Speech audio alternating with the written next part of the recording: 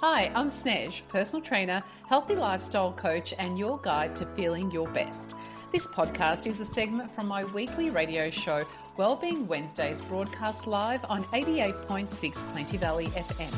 It's all about sharing real, practical tips to help you move more, eat better, and live healthier without the overwhelm. Let's dive in, shall we? Coming up next, we're right in the season of delicious desserts, homemade goodies, and those irresistible Christmas delights that seem to refill themselves. And they're coming at you, whether it's baked goods, whether it's at parties. There's just so much delicious food. And there's something really important is that you absolutely, as I discussed earlier in one of the segments, that enjoying treats, desserts, indulgences is absolutely okay. Full stop, no guilt, no punishment, no earning desserts. Food is part of the celebration. It's joyful. It creates memories. I personally love cooking together with my family. I love sharing food. I love cooking food for people. I enjoy sitting around and enjoying all the delicious things that come out at Christmas time. However, if you do want to feel a little bit more energized, avoid the sugar crashes, avoid the grumpy kids and actually all family members the day after, there's lots of ways to upgrade your favorite desserts and baked goods so that they nourish your body, but they also taste really good. So let's have a look at some practical swaps that you can make to boost up the nutritional value of the baked goods and desserts that you are making. And again, if you jump onto the Wellbeing Wednesdays with Snez, I do have a Christmas treats recipe book that I will be posting, so look out for that. But let's have a look. First up is choose better flours. This is a really simple one. So white flour gives you, it's heavily processed. It gives you a quick blood sugar spike. You are hungry soon after, so it lifts up those sugar levels and it dumps you down. It doesn't give you much nutrition at all. Instead, you can use a wholemeal flour. There's more fiber in this. You can use almond meal, which is going to give you healthy fats as well as protein. Oat flour is something that you can also substitute in. Chickpea flour, I would be using chickpea flour half with a wholemeal flour because it can add to texture and flavour, and it's called besan flour. So playing around with the different types of flours that you are using, whether you're using spelt flour is very similar, the way that it behaves in your baking. So you can definitely substitute that in for white flour as well. Now, even mixing half and half can make actually a big difference in the nutritional value of your meals. So first one is try to swap out some of the flours. The second one is upgrading your sweeteners. So instead of just plain white refined sugar, try a good quality honey or maple syrup. I actually made some protein bliss balls the other day with a really lovely quality honey, some local honey, and it's just so much sweeter. And we tried, it was like, oh, that is so super sweet. You almost need a little bit less of those ingredients, but you can put maple syrup. Is a lot healthier for you than plain white sugar. Fruits like dates, prunes, bananas in your baking, cinnamon or vanilla to enhance the sweetness without adding the sugar in. And they've got, cinnamon in particular has its own health benefits. So you can cut sugar out by a quarter in any recipe. And the thing is, you are not going to taste the actual difference. So I'll say that again, by cutting out sugar by a quarter, it's not going to affect the taste of the end product, which I think is great because you can get rid of a quarter of it and not even taste the difference. So why wouldn't you do that? That's my question.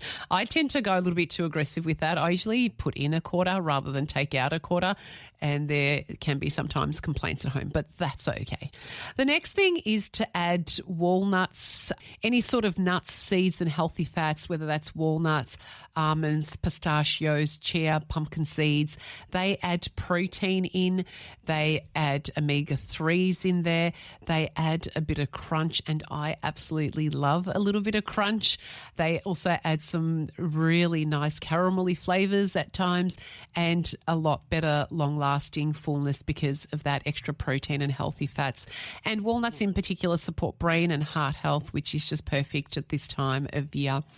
The other thing that you can do is go raw. So think about making raw desserts, raw slices, raw brownies, bliss balls, where there's no baking required, and therefore they usually don't need flour. They're often sweetened naturally with either dates or prunes, or you can even use dried apricots, lots of different ways.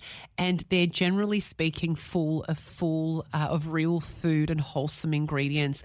So things like a raw cheesecake, for example, use cashews as the cream, the cashew cream, which then you're building in some crumb made from nuts and maybe some oats and some dates. And all of a sudden, there's so much less processing in terms of, firstly, the ingredients that you're using, but also then the processing that comes with cooking as well. So some of the things that you can add in are cacao, dates, and nuts. That is like instant festive magic and deliciousness as far as I'm concerned. The other thing that you can do is then just power up your desserts with some superfoods. So some of the superfoods that you can put in there are things like goji berries, cinnamon, nutmeg, pumpkin, and again, walnuts that you can put in there as well. So these are all powerful foods that taste like Christmas, but also getting the benefits of the higher nutritional desserts that you are going to be making as well.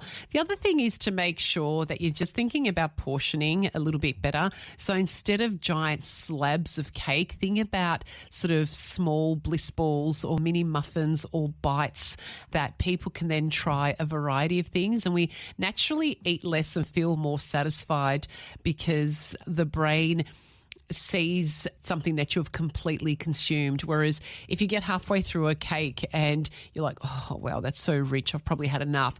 Because it's sitting there unfinished, you're probably going to want to consume the rest of it that you actually don't need. So there are ways to think of it. And I think to have a healthy mindset around your Christmas cooking, just think about feeling energized, enjoying flavors more, and in a healthier way. So thinking about just upgrading the nutritional value of your desserts is a really good way to do that. Thanks for joining me on this segment from Wellbeing Wednesdays, as heard live on 88.6 Plenty Valley FM. If you enjoyed this episode, share it with someone who might find it helpful and subscribe so you never miss a show.